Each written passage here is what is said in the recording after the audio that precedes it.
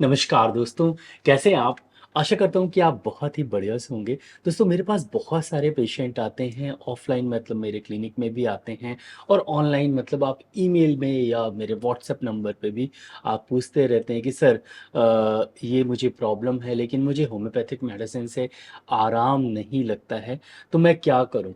दोस्तों मैंने इतने सालों से लगभग 11-12 साल तो हो ही गए हैं मुझे, तो समझा है कि 2 ऐसी चीज़ें होती हैं, 2 ऐसी बातें होती हैं जिनका ख़्याल हम नहीं रखते हैं और जिसके कारण होम्योपैथिक मेडिसिन अच्छे से असर नहीं करती है। और ये गलतियाँ ऐसी गलतियाँ होती हैं जिसे हम गलती भी नहीं मानते लेकिन उन गलतियों के कारण होम्योपैथिक मेडिसिन अच्छे से असर नहीं करती है। तो आज हम उन्हीं गलतियों के बारे में बात करेंगे कि आप अगर होम्योपैथिक मेडिसिन लेते हैं तो वो गलतियाँ बिल्कुल ना करें और आपको जो भी होम्योपैथिक मेडिसिन जिस भी होम्योपैथिक डॉक्टर ने प्रिस्क्राइब की है, अगर वो सही तरीके से प्रिस्क्राइब की है तो बहुत अच्छे तरीके से असर हो और आपकी बीमारी फटाफट जल्दी-जल्दी ठीक हो जाए।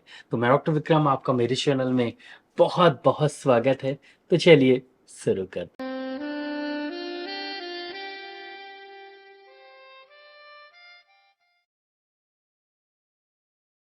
बस शुरू करने से पहले आप सबसे ये गुज़ारिश है कि प्लीज़ इस वीडियो को लाइक ज़रूर करिएगा और हाँ, अभी तक आपने चैनल को सब्सक्राइब नहीं किया है ना, प्लीज़ सब्सक्राइब ज़रूर करें और प्लीज़ बेल आइकन ज़रूर दबाएँ। मैं ऐसे ही वीडियोज़ लाता रहता हूँ। मेरा ईमेल आईडी kirtivikramsinghpariyar@gmail.com है, वहाँ पर जाके आप मुझसे कोई भी संपर्क कर सकते हैं, कुछ भी आप समस्या है तो वो पूछ सकते हैं। इसके अलावा मैं किसी को भी ऑनलाइन अपॉइंटमेंट नहीं देता हूँ, कोई भी ऑनलाइन प्रिस्क्रिप्शन सिस्टम नहीं है और ना ही मैं किसी को मेडिसिन भेज पाता हूँ। तो प्लीज़ आप लोग अगर कोई मैसेज सेक्शन में फेक अकाउंट से मैसेज आया कि इस नंबर पे संपर्क कर लें, तो बिल्कुल भी आप संपर्क ना करें। चलिए टॉपिक की तरफ चलते हैं। तो गलतियाँ मतलब मिस्टेक्स बहुत ज़्यादा होती हैं, कुछ बातें हमेशा याद रखनी चाहिए जब आप होम्योपैथिक ट्रीटमेंट लेते हैं तो। सबसे पहली जो बात है वो आपको याद रखना चाहिए कि आपको जो डॉक्टर ने प्रिस्क्रिप्शन दिया है, जैसा बताया है दवा, वैसे ही आप दवा खाएँ। कई बार होम्योपैथिक मेडिसिन्स 3-4 रहती हैं, दिन में 3-4 बार ली जाती हैं, तो मोस्टली क्या होता है कि 3 बार ना लेके कुछ पेशेंट्स 2 बार ले लेते हैं, कुछ पेशेंट्स 1 बार ले लेते हैं और कुछ पेशेंट्स जो हैं वो सभी मेडिसिन मिला के ले लेते हैं। तो मेडिसिन जब आप कोई भी प्रिस्क्रिप्शन आपको कोई भी मेडिसिन होम्योपैथिक डॉक्टर आपको प्रिस्क्राइब करता है, तो आपको बताता है कि मेडिसिन कैसे खानी है, कब-कब खानी है। आप उसी समय में मेडिसिन खाएँ। ना समझ में आए क्लिनिक में तो बार-बार पूछें, बार-बार समझें कि कैसे आपको मेडिसिन खानी है। जब पूरी तरीके से समझ में आए, तभी आप वो मेडिसिन खाएँ, अन्यथा बिल्कुल ना खाएँ। क्योंकि अगर आपको ड्यूरेशन समझ में नहीं आया है, अगर आपको समय समझ में नहीं आया कितनी बार खाना है, कौन-कौन से समय में खाना है, कैसे खाना है, तो फिर आप खा के भी उसका रिज़ल्ट नहीं ले पाएँगे, उसका आपके लिए उपयोगिता बिल्कुल नहीं रहेगी। तो सबसे पहले आपको जो भी मेडिसिन डॉक्टर जो भी में डॉक्टर प्रिस्क्राइब करता है, उनसे आप बिल्कुल क्लियर कर लें कि मेडिसिन कब-कब खानी है, कैसे खानी है और कितना गैप देना है। तो 3 चीज़ का आप ज़रूर ध्यान रखें और सबसे पहले क्लियर करें कि मेडिसिन कब-कब खानी है। मतलब सुबह, दोपहर, शाम खानी है, दिन में 1 बार खानी है, 2 बार खानी है, 5 बार खानी, 10 बार खानी, कितने बार खानी है। फिर आप ड्यूरेशन टाइम ज़रूर पूछें कि दोपहर में खानी है, शाम को खानी है या रात में खानी है या सुबह खानी है, तो आपको टाइम क्लियर हो गया। फिर आपको अगर 3-4 मेडिसिन दी जाती है, तो उनके बीच में कितना गैप होना चाहिए, ये ज़रूर आप पूछें और उसके बाद आप ये पूछें कि अगर मैं कोई एलोपैथिक मेडिसिन ले रहा हूँ, तो एलोपैथिक मेडिसिन और होम्योपैथिक मेडिसिन के बीच में गैप कितना होना चाहिए, ये भी ज़रूर पूछें। तो पहले तो आपको पूछना है, समझना है और फिर वैसे ही उपयोग करना है। अब दूसरा जो मिस्टेक करते हैं, काफ़ी सारे पेशेंट प्रिकॉशन नहीं पूछते या प्रिकॉशन डॉक्टर बताता है तो वो प्रिकॉशन कर नहीं पाते। प्रिकॉशन मतलब ऐसी चीज़ें, कुछ खाने को मना कर दिया डॉक्टर ने या कुछ करने को मना कर दिया, कहीं पर जाने के लिए मना कर दिया। तो अकॉर्डिंग टू डिसीज़ मतलब आपकी बीमारी को देखते हुए अगर डॉक्टर ने कुछ मना किया है आपको खाने से, तो वो चीज़ें आप ना खाएँ।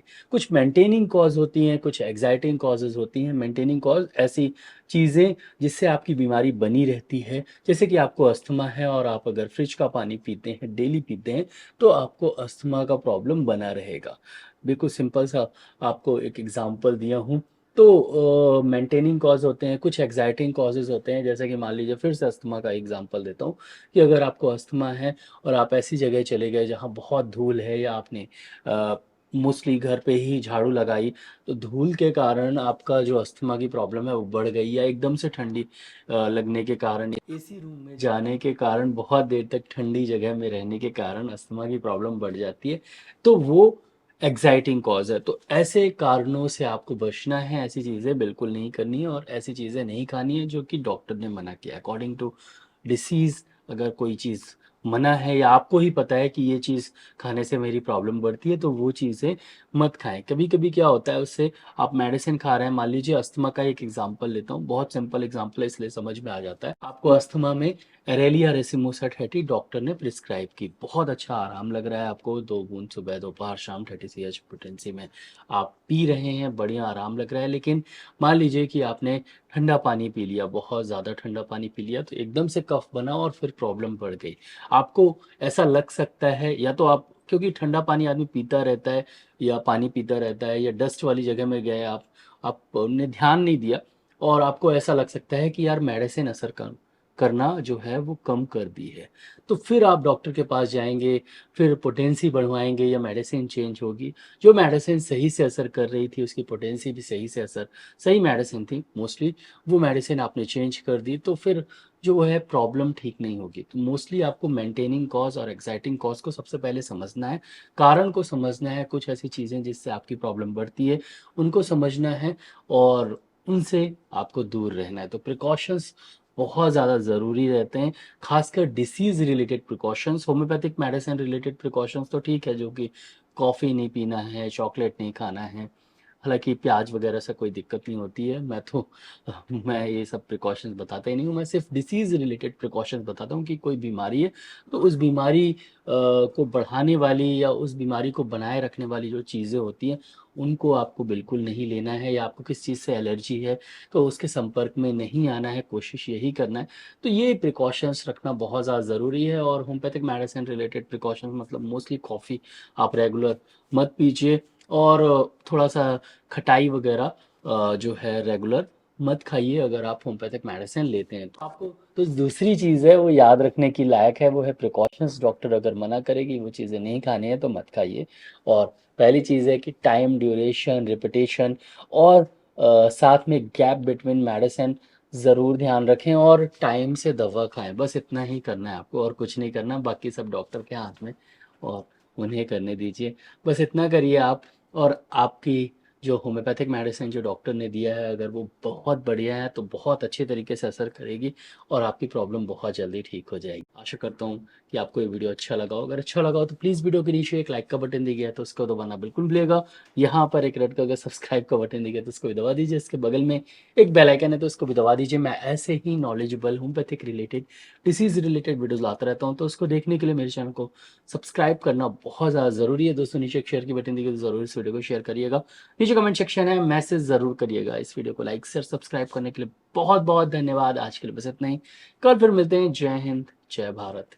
धन्यवाद। Thank you so much. Bye.